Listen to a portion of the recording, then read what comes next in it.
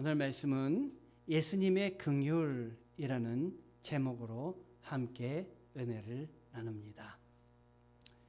오늘 말씀 제목이 뭐라 그랬죠? 예수님의 긍휼. 이 중에 좀 어려운 말이 하나 있죠? 뭡니까? 긍휼이라는 말입니다. 긍휼한 마음으로 예수님은 시작을 하셨습니다. 긍휼한 마음, 이 긍휼히 여기시는 예수 그리스도, 긍휼이란 말이 무슨 말일까요? 긍휼은 불쌍하고 가엾게 여겨서 도와주는 마음입니다. 우리가 어떤 사람에 대해서 불쌍하고 가엾게 여기는 마음이 있어 도와준다면, 내가 긍휼하게 여기고 있다, 긍휼히 생각한다, 이렇게 생각하면 되시겠습니다. 이 긍휼은 타인의 아픔에 아주 민감하게 반응하는 마음, 이게 긍휼입니다. 오늘 성경 말씀에서 칠병이어 떡 7개 그리고 물고기 2마리로 큰 기적을 일으키신 내용입니다. 이 내용 앞에 조금 앞장으로 가면 14장에 오병이어의 내용도 소개되고 있습니다. 떡 5개, 물고기 2마리로 5,000명을 먹이신 사건입니다. 오늘 내용은 4,000명을 먹이신 사건입니다. 이 5,000명을 먹이시고 4,000명을 먹이신 것을 왜 이렇게 연거푸 거듭 이야기하셨을까요? 그것은 이러한 일들은 하나님께 얼마든지 많이 있을 수 있다. 우리 가정에 어려운 일들을 기도하면 하나님이 얼마든지 우리에게 기적을 선사하신다 라는 것을 말씀하시기 위해서 이렇게 거듭 하나님께는 불가능이 없느니라 우리에게 소개를 하는 것입니다. 예수님의 긍휼, 마태복음 15장 32절 말씀을 보면요, 이렇게 적고 있습니다. 예수께서 제자들을 불러 이르시되 내가 무리를 불쌍히 여기노라. 뭐라 그러셨어요? 내가 무리를 불쌍히 여기노라. 그들이 나와 함께 있은지 이미 사흘이매 먹을 것이 없도다. 길에서 기진할까 하여 굶겨 보내지 못하겠노라. 이렇게 말씀을 하셨습니다. 자, 우리 주님이 여기서 생각해 보면 예수님께 지금 말씀을 들으러 온 사람들입니다. 자, 그러면 그 사람들의 그 말씀만 잘 들으면 되는데, 잘 먹이시면 되는데, 그들을 보니까 지금 4일 동안 계속 듣고 있다고 하는 것이에요. 어떻게 보면 지금 부흥회가 열리고 있는 것 같습니다. 그런데 처음에 올 때는 좀 먹을 것을 갖고 왔겠죠. 지금 광야에서 말씀하시는데 아무 먹을 것이 없습니다. 그래서 예수님이 마음을 쓰시면서 안타깝게 생각하셨습니다. 내가 저들을 불쌍히 여기노라. 불쌍히 여기노라, 이 단어에는 무슨 마음이 담겨 있다고요? 긍휼하심이 담겨 있는 것입니다. 그냥 말씀만 전하셔도 되는데 불쌍히 여기노라. 그들이 길가에 가다가 기진할까 하노라. 굶겨 보내지 못하겠노라. 예수님의 마음이십니다. 우리 주님은 풍성히 주시기를 원하시는 분이십니다. 여기 계신 모든 분들이 풍성하게 느껴서 예배드리러 오셨는데 그냥 보내시기가 우리 주님은 아까우신 거예요. 내가 너희를 보살피고 있노라. 내가 너희와 함께 있노라. 이거를 오늘 말씀에서 느끼시기를 바랍니다.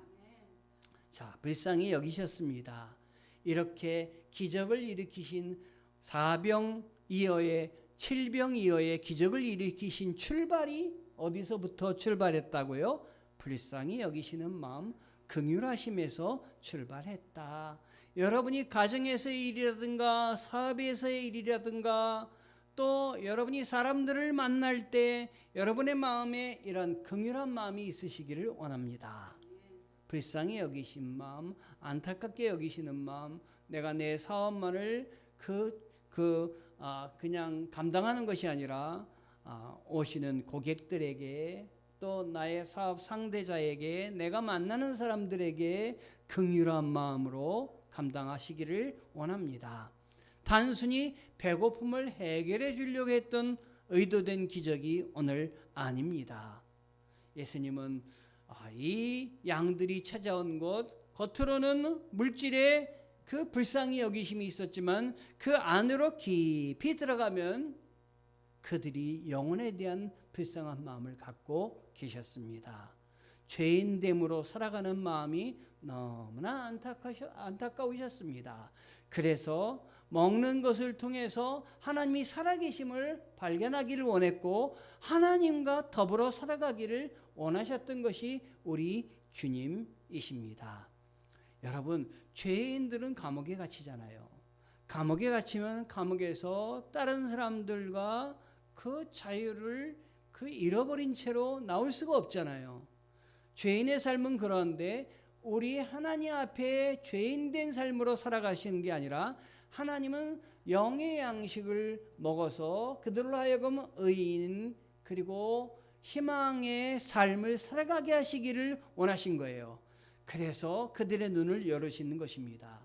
우리는 보이는 것으로만 보지 않습니까?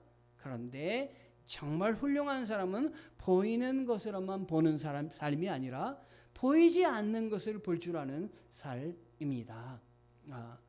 연세대학교의 백낙준 총장님이 그런 얘기를 했대죠. 너희들 살때 졸업생들에게 한 눈은 뜨고 한 눈은 감고 살아라. 뜬 눈으로는 세상을 보고 감은 눈으로는 보이지 않는 하늘을 봐라. 그랬다고 그러셔요. 여러분, 우리는 그렇다고 애꾸 눈으로 다닐 수는 없습니다. 보이는 눈으로는 세상을 보고 보이지 않는 눈으로는 하늘을 바라보는 마음, 하나님을 바라보는 마음.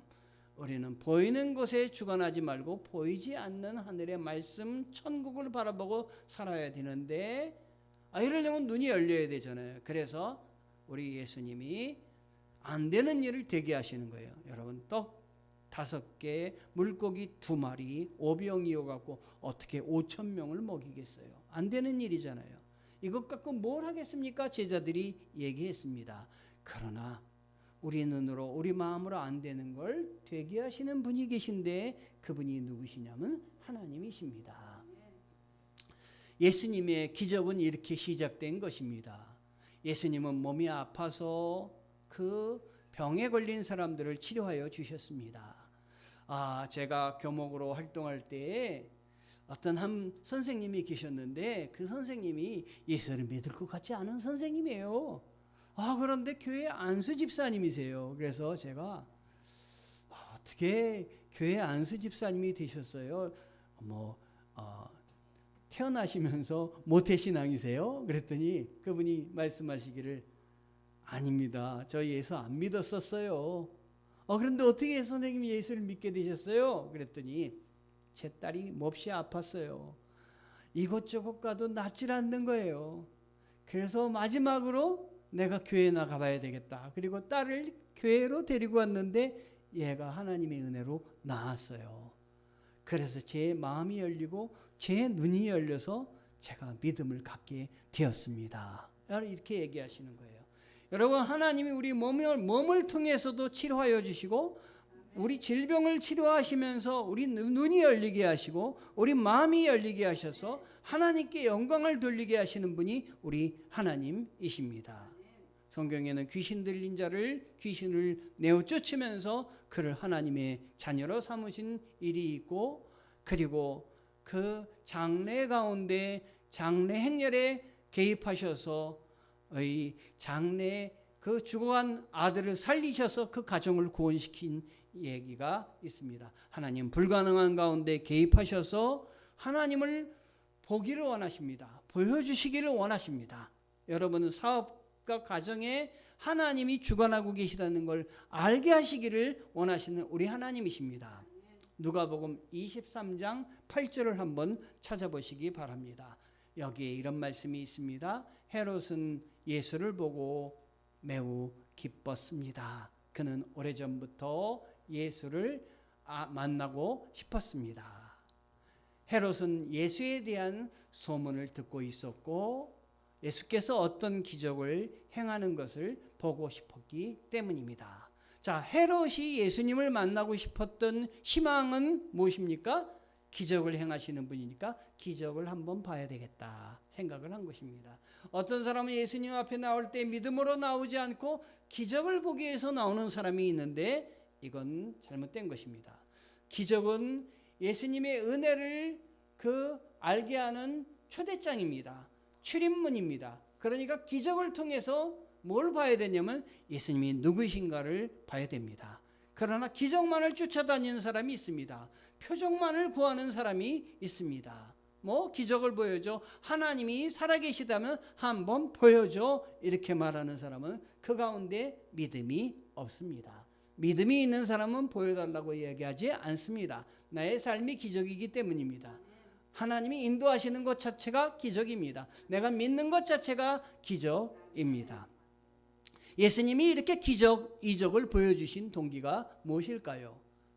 그것은 자신이 메시아임을, 내가 능력 있는 사람이다 람을, 그래서 나의 명예를 높이기 위해서 기적을 행하신 게 아니고 영혼을 불쌍히 여기시고 우리를 하나님 나라로 이끌기 위해서 보여주신 것입니다. 그런데 바리새인들은 그렇지 않습니다. 그들은 기도할 때 사람들 앞에 자기 권위를 보이려고 기도를 합니다. 바리새인들의 별명이 뭔지 아십니까? 이마에 혹이 난 자. 이게 바리새인들의 별명입니다. 그들은 이 시장에 가서 많은 사람이 있는 곳에서 기도하길 좋아했습니다. 왜? 자기가 기도하는 사람이라는 걸 자랑하려고 했어요. 그래서 사람들이 많이 모이는 곳을 찾아서 기도를 하였고 또 길을 걸어가면서 기도한다는 말을 듣는 걸 좋아했습니다. 그래서 길을 걸어가면서 눈을 뜨고 가는 게 아니라 기도하려면 어떻게 해야 돼요? 눈을 감고 가야 되지 않습니까? 가다가 전봇대 같은데 큰 나무 같은데 가서 많이 부딪혔어요. 그래서 이마에 혹이 한 개 나는 것보다 두 개 남은 거룩한 자다, 이런 말을 듣기를 좋아했습니다. 우리가 바리새인이 아닌 게 참 다행입니다. 저도 바리새인이었다면 여러분 앞에 나타날 때 이마에 혹 몇 개는 달고 이게 나 이렇게 거룩해 이렇게 나타났을지도 모릅니다. 그런데 이 바리새인을 향해서 우리 주님은 뭐라고 얘기했습니까? 이 회칠한 무덤과 같은 자다, 이렇게 이야기했습니다. 회칠한 무덤이라는 건 속에 썩는 냄새가 나는데 무덤에 그걸 거룩하게 보이기 위해서 회를 그럴듯하게 칠한 것입니다. 속은 썩어져 들어가고 속은 아무 내용이 없는데 겉만 아름답게 꾸몄구나, 바리새인을 향해서 우리 주님이 꾸짖으시는 것입니다. 자, 주님은 이렇게 시작하실 때 무엇으로 시작하셨다고요? 긍휼하심으로 모든 일을 시작했다. 자, 오늘 하루 시작할 때 긍휼하심으로 시작하시기 바랍니다. 여러분이 일주일 사업을 시작할 때 긍휼하심이 여러분 안에 있기를 원합니다. 하나 더 봉사하고 하나 더 주시고 하나 더 내가 더 희생하고. 자, 두 번째 또 하나 주님이 무엇으로 시작하셨을까요? 오늘 말씀에서 보면 작은 것으로부터 시작하셨다, 이걸 볼 수가 있습니다. 자, 왜 작은 것으로부터 시작했느냐? 오늘 예수님이 5,000명을 먹이시고 7,000명을 먹이신 그 도구가 뭡니까? 어린 아이의 갖고 온 음식입니다. 그리고 주위에 있는 사람들이 아주 작은 음식, 보리떡 5개, 보리떡 7개, 물고기는 동일해서 2마리입니다. 자, 이 보리떡 5개, 물고기 2마리 갖고 몇 명이 먹겠습니까? 1명. 어린아이 도시락입니다. 그 도시락을 어린아이가 들고 있었습니다. 제자들이 먹을 것 좀 찾아보라 그랬더니 그 도시락 물고기 2마리, 떡 5개를 갖고 왔는데, 여러분 제자들이 뭐라고 그랬습니까? 예수님께 갖고 오면서 하는 얘기가 이 작은 것 갖고 무엇을 하겠습니까? 이렇게 이야기를 했습니다. 때때로 우리의 삶에서 내가 갖고 있는 것이 아주 작다고 이렇게 여길 때가 있고 내가 생각할 때가 있습니다. 내가 이 작은 것 갖고 뭘 해? 내가 돈이 너무 없어. 내가 좀 사업이 잘 됐으면, 내가 지난주 산 복권이 당첨됐어야 되는데 저것만 있으면 내가 잘 될 텐데 하는 생각이 있을 수도 있습니다. 그런데 우리 주님은 작은 것으로 크게 만드셨습니다. 여러분, 가나의 혼인잔치를 베풀 때 그 물이 포도주가 떨어졌습니다. 그랬더니 주님이 뭐라고 하셨습니까? 물을 떠다가 거기에 있는 손님들에게 나눠주라고 했습니다. 물을 떠다가 나눠준 그 물은 무슨 물입니까? 아주 평범한 물이었습니다. 평범하고 사람들이 하찮게 여기는 것이었습니다. 어떻게 보면 작은 것입니다. 그 작은 것 가지고 주님이 함께 하시자 거기에 있는 연회장에 모인 많은 사람들이 먹을 수가 있었습니다. 그러므로 여러분이 기억할 것은 나의 지금 형편에 너무 슬퍼하지 말라. 이게 포인트입니다. 나의 형편에 내가 가지고 있는 것이 적다고 슬퍼하지 말아라. 내가 하는 일이 안 된다고 해서 슬퍼하지 말아라. 내가 안 된다고 하는 그것 때문에 오히려 하나님을 보게 하소서. 내가 안 된다고 하는 것을 통해서 하나님에게 잡히게 도와주시옵소서. 내 손에 가진 것이 보잘것없다고 실망하거나 원망하지 말고, 하나님은 무에서 유를 창조하시는 분이니까 이 하나님을 붙잡고 내가 다시 일어나겠습니다. 성지순례를 갔다 겨자씨를 제가 겨자씨 하나일 만한 믿음이 있으면 여기 있는 이 산을 저쪽으로 옮길 수 있다라는 말씀을 하셨잖아요. 겨자씨가 얼마나 큰 건지 성지순례 가서 봤더니 깨알만 해요. 깨도 무슨 깨냐면 들깨알만 해요. 그거를 심으면 얼마나 커지냐면요, 1년에 3m 자라난다고 합니다. 고체그만 알이. 하나님은 믿음을 설명하시면서 우리 주님은 고만한 믿음이 있다면 우리 주님이 너희들의 사업과 너희들의 가정과 너희들이 계획하는 일들을 그렇게 크게 하겠다. 그래서 그 겨자씨에 새들이 와서 놀 거다. 내가 하는 일들 그 작은 거지만 하나님이 축복하시면 많은 사람이 누리게 해주겠다 하시는 말씀입니다. 작은 것에 그러므로 위치가 중요한 거예요. 작은 것이 내 손에 있느냐? 아니면 작은 것이 주님의 손에 있느냐? 주님의 손으로 내 것을 옮겼느냐? 이게 중요한 것입니다. 여러분의 작은 것, 여러분이 버린 것, 여러분이 형편없다고 생각하는 것을 주님께 옮겨드리세요. 주님 도와주세요. 주님, 내 사업이, 나의 일이, 나의 가정이, 나의 삶이 궁핍하고 힘듭니다. 여기까지는 우리 모두 생각할 수 있어요. 거기서 하나 더 주님이 맡아주세요. 주님이 도와주세요. 이게 기도입니다. 이게 주님께 맡기는 것입니다. 오병이어의 기적에 어린아이의 한 끼 식사예요. 그런데 주님의 손에 붙잡히자 5,000명이 먹었어요. 먹고도 남겨졌습니다. 주님의 손으로 옮겨지자 큰 역사가 일어났던 것이에요. 내가 가지고 있는 작은 것을 나 혼자 고민하지 말고 주님께 드리는 마음, 이게 필요합니다. 주님은 어떤 분이시냐면 그냥 어느 날 갑자기 오신 분이 아니에요. 2000년 전에 이미 주님이 오실 것이 예언되어 있어요. 이사야 선지자는 700년 전에 주님이 탄생하실 것을 예언을 했어요. 여러분, 내가 이 가정에 오리라, 우리 태연이가 안씨의 문중에 오리라. 갑자기 온 것 같지만 이 말씀대로 하면 몇백 년 전에 예언이 되어 있다는 거예요. 그게 얼마나 어려운 일이에요. 얼마나 우리 사랑하시는 일이에요. 그리고 그 이름을 임마누엘이라 하리라. 하나님께서는 우리와 함께 하시며 모든 것을 준비하셨다 하시는 말씀입니다. 자, 첫 번째 뭘로 시작하라고 했어요? 긍휼하심으로 시작해라. 두 번째 뭘로 시작하라고 했어요? 작은 것으로 시작해라. 세 번째, 한 번 더 여러분에게 말씀드립니다. 믿음으로 시작해라. 따라해 보세요. 믿음으로 시작하라. 여러분, 긍휼하심도 있고 작은 것도 있지만 믿음이 없으면 소용이 없습니다. 제자들이 대답을 했어요. 뭐라고 대답했느냐? 제자들이 이렇게 외딴 곳에서 어떻게 먹을 것을 구하겠습니까? 사람들은 이렇게 많은데 이 많은 사람들을 주님이 긍휼히 여기신다고 해서 되겠습니까? 이렇게 얘기를 했어요. 그러니까 이 말에는 무슨 말, 이 제자들의 말에는 무엇이 담겨 있는 거예요? 불신이 담겨 있는 거예요. 안 됩니다. 부정이 담겨 있는 거예요. 불가능이 담겨 있는 거예요. 자, 그런데 우리 주님은 할 수 있거든이 무슨 말이냐? 믿는 자에겐 능치 못함이 없느니라. 우리 주님이 누구예요? 하나님이세요. 전능하신 분이세요. 우리를 창조하신 분이에요. 주님은 못하실 바가 없으신 분이에요. 그분이 지금 우리와 함께 하시고 그분이 우리를 불러 초청해서 하나님의 자녀 삼으시고 하나님의 일꾼 삼으신 거예요. 그러니까 우리에게 필요한 건 뭡니까? 믿음입니다. 믿음. 기적이 일어날 때는 믿을 때입니다.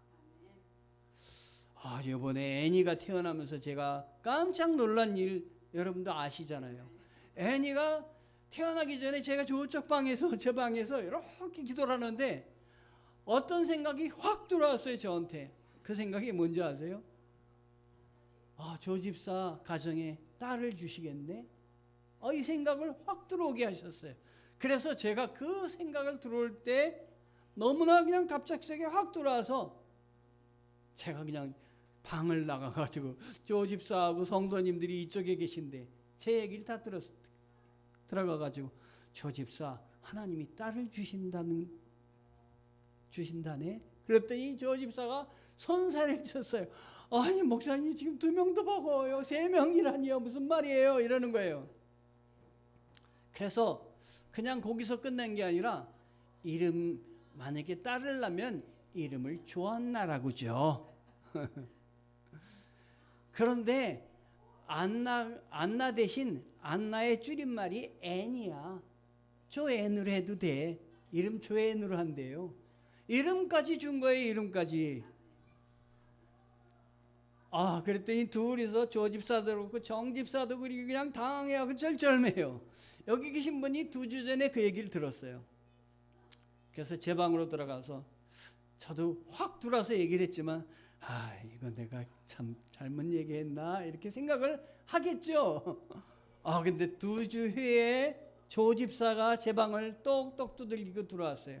목사님, 저희가 아기를 가졌어요. 저도 깜짝 놀란 거예요. 하나님은 알려주시는 분이시구나.